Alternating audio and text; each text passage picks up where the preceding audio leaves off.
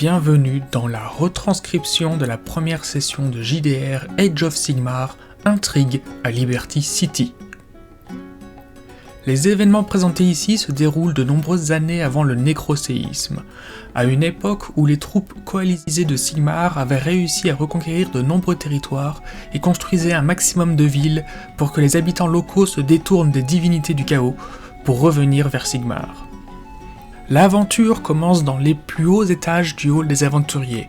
Nos deux personnages principaux, un redoutable aquamancien et un assassin malchanceux, deux inquisiteurs au service du temple Judicator d'Azir, reçoivent une nouvelle assignation de mission par un Lord Veritan du Stormhost des Hallowed Knights.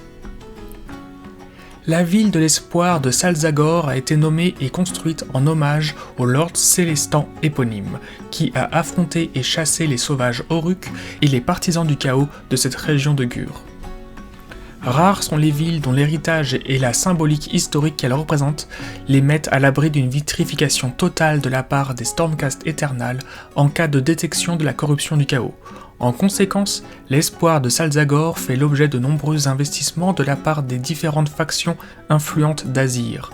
Il en résulte que cette jeune ville est le centre d'activité de nombreux groupuscules criminels, financés par des puissants qui essayent par différentes manœuvres de prendre le contrôle politique et économique d'une ville qui est annoncée pour être un lieu d'échange commercial et culturel de premier plan dans le royaume mortel de Gur.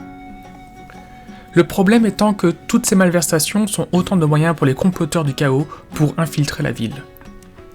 La mission des deux jeunes inquisiteurs est donc identifier chacun des groupuscules en action dans la ville ainsi que leurs commanditaires depuis Azir. Identifier s'il y a des traces de la corruption du chaos et le cas échéant, la traquer et la détruire. Trouver une solution pour rétablir l'ordre dans la ville. Et bien entendu, ils ont interdiction de révéler qu'ils agissent sur commandement de l'Inquisition d'Azir.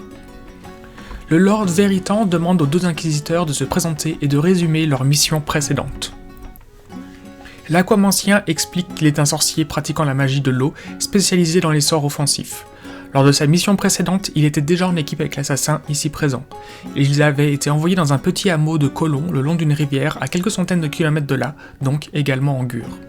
Une météorite étant tombée proche de la ville et depuis les troupes sigmarites stationnées sur place n'avaient plus transmis aucun rapport. Les deux inquisiteurs découvrirent sur place que la météorite était tombée en plein sur la forêt du châtelain local, provoquant des mutations dans la population et affectant les eaux et la terre cultivable. Après plusieurs péripéties, les deux inquisiteurs ont réussi à rallier les soldats sigmarites restants et à pénétrer dans le château. Ils arrivèrent à temps pour empêcher le coup d'état orchestré par un culte chaotique. L'assassin explique qu'il maîtrise différentes techniques d'assassinat au corps à corps et à distance. Il ajoute que malheureusement, lors de leur dernière mission, finalement tout ne s'est pas bien terminé, car ils sont arrivés trop tard pour empêcher le culte chaotique de finaliser leur rituel. Rapidement, des morts-vivants et des mutants ont pullulé dans la ville, massacrant ses habitants. Les deux inquisiteurs furent exfiltrés de justesse et la ville fut réduite à néant par une armée de Stormcast Eternal, ne laissant aucun survivant, habitant innocent compris. Le Lord Veritan des Hallowed Knights explique alors qu'il fait confiance au jugement des deux inquisiteurs pour faire la part des choses durant cette nouvelle mission, pour châtier avec discernement les impurs et sauver les innocents. Sur ce, l'Aquamancien et l'assassin descendirent au rez-de-chaussée du hall des aventuriers pour y découvrir une situation inattendue. 4 énergumènes, mal habillés et portant des masques de tête de mort sont en train d'invectiver les hôtesses de l'accueil. L'assassin tente de calmer les braillards afin de leur demander ce qu'il se passe. Les énergumènes s'annoncent comme appartenant au SUC, Soldier Under Command. Ils veulent avoir accès au bureau d'études des officiers de la guilde des aventuriers. Nous sommes le matin très tôt et la guilde des aventuriers est quasiment vide. Les 4 bandits ne veulent pas trouver un terrain d'entente et la situation dégénère rapidement en menace, arme à la main. L'Aquamancien prend l'initiative des hostilités et lance un trait de givre sur le bandit le plus proche. Le combat se déroule à l'avantage des inquisiteurs grâce aux effets néfastes des sorts de givre qui handicapent les novices du SUC. Malheureusement, l'un des bandits échappe à la vigilance des inquisiteurs. Il saute habilement par-dessus le comptoir et prend une des hôtesses en otage. 2 bandits sont terrassés, un troisième grièvement blessé. Dans la confusion du combat, l'Aquamancien rate un sort et l'hôtesse finit égorgée. Enivré par le meurtre, le novice du SUC, surexcité, saute prestement au-dessus du comptoir pour poignarder profondément l'assassin, permettant à son acolyte blessé de s'enfuir. L'assassin profite de la mêlée pour saisir son attaquant, permettant à son collègue de réussir à lancer un trait de givre à bout portant, projetant le bandit violemment contre le meuble derrière lui. Alors que l'assassin va achever le novice du Suc, ce dernier s'effondre au sol. Les inquisiteurs lui retirent son masque et constatent que le jeune homme est en état de choc. Il semble être en pleine descente de drogue. Il finit par reprendre ses esprits et raconte qu'à l'origine, il est le fils d'un agriculteur en périphérie de la ville. Des amis à lui l'ont convaincu de rejoindre le groupe de combattants, le SUC, Soldier Under Command, car il dispose de techniques permettant de devenir très fort en peu de temps. Il ne sait plus pourquoi il a été envoyé ici. C'est la première fois qu'il se battait de sa vie. Il est très choqué par le meurtre qu'il a commis. Avant de se prostrer dans le silence, il révèle aux inquisiteurs que le lieu de rendez-vous qu'il connaît pour les novices du Suc se trouve derrière un bar appelé le Yellow Flag, dans le quartier de Roanapur. Une hôtesse de la guilde explique que Roanapur est le nom donné au quartier le plus malfamé de toute la ville. Pour s'y rendre, il faut traverser le pont et marcher vers le sud de la ville. Sur le chemin, les inquisiteurs trouvent aisément le pont en question, mais ils sont interrompus au milieu de sa traversée par des soldats sigmarites. Un marchand est en train de se fâcher avec les soldats. Apparemment, la taxe pour traverser le pont serait passée de 25 pièces d'argent à 50, ce qui est déjà une augmentation considérable, mais les soldats demandent en plus un paiement pour le cheval. Les inquisiteurs décident d'ignorer la situation et l'aquamacien présente sa vieille carte d'aventurier pour justifier son identité. Malheureusement, le soldat réalise une réussite critique sur son jet de connaissances et reconnaît que la carte d'aventurier provient de la ville qui a été condamnée pour corruption et donc anéantie récemment. Il ordonne à l'aquamacien de lui donner son épée et de le suivre au poste de garde pour être mis en garde à vue. Les deux inquisiteurs tentent de s'enfuir mais sont immédiatement rattrapés par le soldat. Ils décident donc de sauter du pont directement dans la rivière. Ils évitent habilement les fondations des piliers du pont et échappent ainsi aux soldats sigmarites. Ils nagent aisément jusqu'à une petite plage et vont se réchauffer dans l'auberge la plus proche. L'aquamacien en profite pour boire quelques bières pendant que l'assassin se soigne un peu, la chute dans la rivière ayant rouvert sa blessure tout juste recousue. L'aubergiste leur indique la présence d'une forge commerçante juste à côté. L'assassin en profite pour jeter son armure trop abîmée et pour en acheter une de meilleure facture.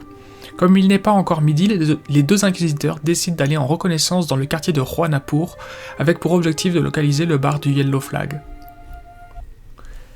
À l'entrée du quartier en question, les inquisiteurs sont appelés par un marchand qui semble mal en point. Il a un gros cocard à l'œil gauche. Il doit faire une livraison à une église au bout du quartier de Roanapur, mais des habitants l'empêchent de traverser. Ils se sont même montrés violents. Les inquisiteurs acceptent de l'escorter, intrigués par le contenu de son chariot.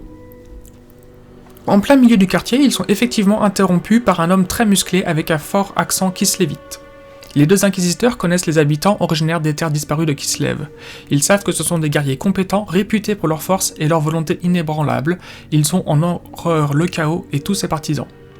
L'aquamacien sait également que beaucoup de Kislévites n'ont pas pu se réfugier en Azir quand Sigmar a fermé les portes de son royaume, précipitant les autres royaumes dans l'âge du chaos. Il sait que les Kislévites n'ont jamais pardonné à Sigmar cet abandon.